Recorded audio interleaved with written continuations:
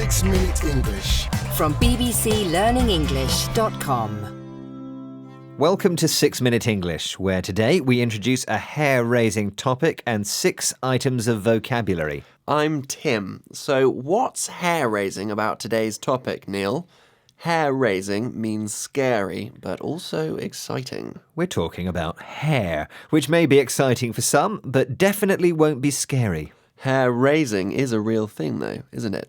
Our hairs do rise. Yes, Tim, they do. We get goosebumps when we're cold, scared, or excited. But other mammals do it better than us. Cats fluff up when they see other cats they don't like. That's true. We can't fluff up because we don't have enough body hair. I suppose we used to be as hairy as gorillas, if you go back 1,000,000 years or so. Do you know why we lost so much hair, Tim? Isn't it because it allowed us to sweat more easily? This meant we didn't get so hot and tired. We could run faster and for longer and catch more animals to eat. That sounds like a good theory. But do you have a theory on how many hair follicles the human body has today? What's a hair follicle? A hair follicle is the organ that produces a hair underneath the skin. Now, answer the question, Tim. How many hair follicles does the human body have today? Is it A, 500,000, B, 5 million, or C, 50 million? 50 million sounds about right. Did you know that men have more than women, Tim? No, I didn't.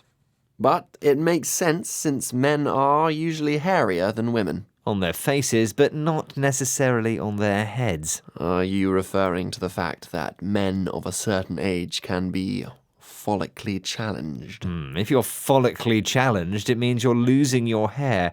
Having little or no hair is called baldness, and if you've reached a certain age, it means you aren't young anymore.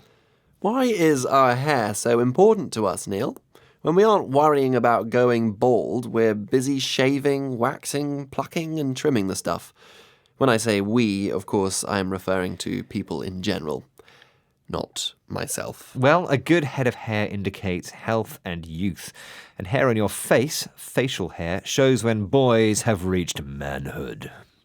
On the other hand, going grey or losing your hair shows you're getting older. Hair today, gone tomorrow? Oh, bad joke, Neil. I'm sorry. It's true that hair on your head shows signs of aging, but this isn't true of all human hair. Let's listen to Ralph Paus, a leading hair loss researcher, talking about this. The eyebrows get stronger, usually in aging men. The hairs in your nose and in your ears get stronger. And what a miracle of nature that an organ the entire body is aging, actually grows stronger. So we may even be able to learn from hair follicles how not to age. I'm not sure I would swap a good head of hair for thick eyebrows and nose hair.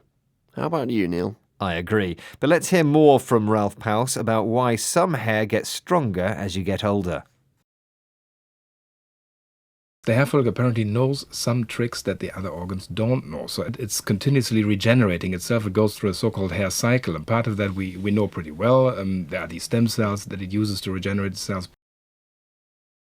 So, a hair follicle can regenerate cells, or grow new cells to replace old or damaged ones.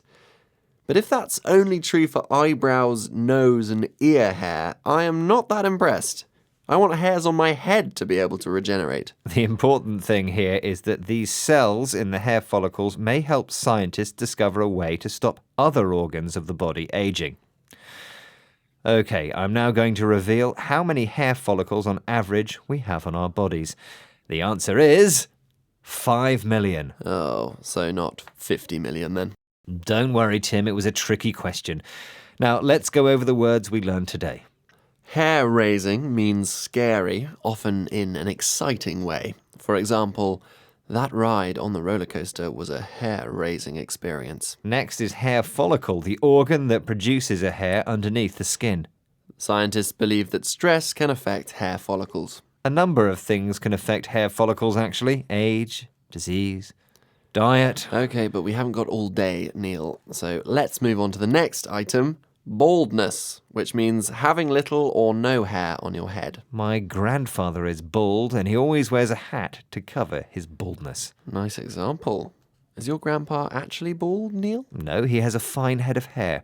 Now, if you are of a certain age, it means you are no longer young. For example, All the people at the party were of a certain age. how many of them had facial hair, Tim?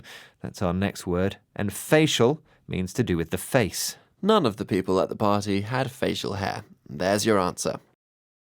That's unusual, Tim. Lots of men have beards these days. Okay, our final word for today is regenerate, which means to grow again. You can talk about regenerating a range of things. For example, the council has plans to regenerate this part of the city. Regeneration of parts of the city is in progress. Regeneration is the noun. Well, it's time to go now, but if today's show gave you goosebumps, please let us know by visiting our Twitter, Facebook, and YouTube pages and telling us all about it. Bye-bye. Goodbye. 6 Minute English from the BBC.